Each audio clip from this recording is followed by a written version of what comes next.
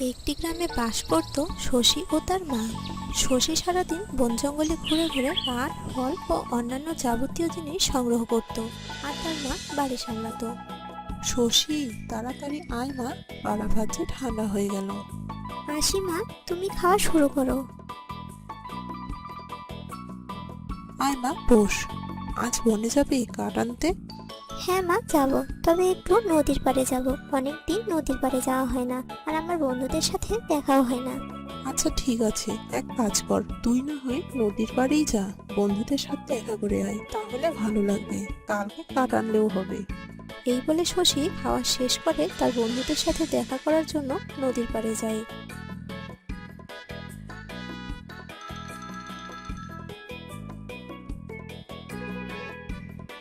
আমার সোনা মেয়েটা, এই মেয়েটাকে বিয়ে দিলে আমার সব চিন্তা মুক্ত হবে।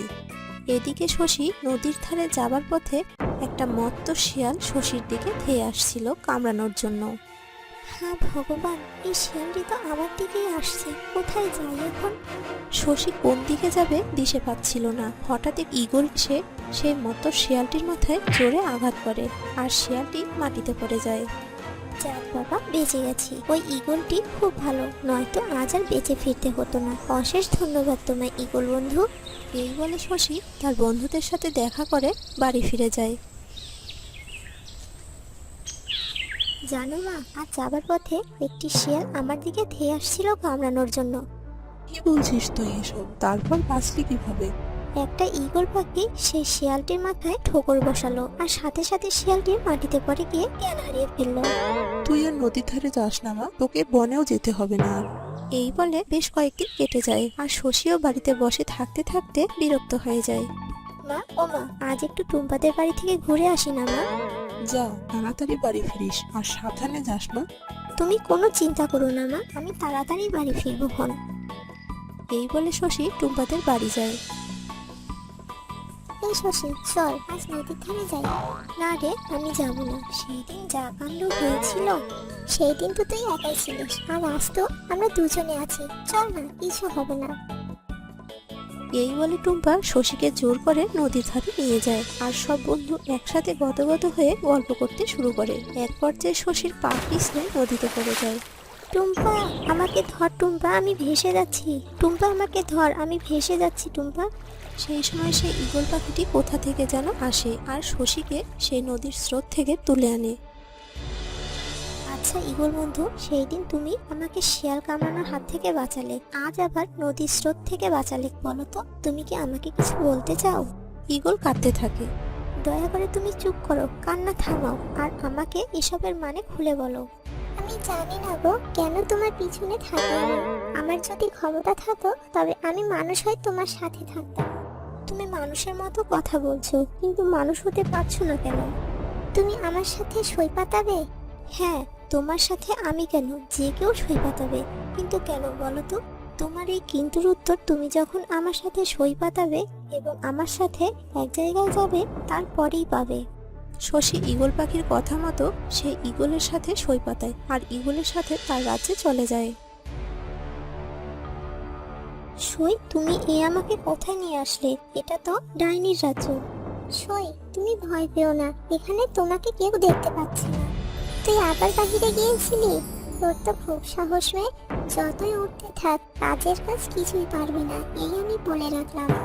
আমি কি পারবো আর কি পারবো না, সে চিন্তা তোমায় করতে হবে না। আজ তোমার জন্যই আমার বাবা মা ভাই বোন থাকা সত্ত্বেও একা আছি। তেমনি তোমাকে আমার বন্দি বানিয়ে আমার সব আপনজনদেরকে এখান থেকে বের করবই। এই বলে ঈগল পাখি আর শশী চলে যায় ঈগল পাখির ঘরে।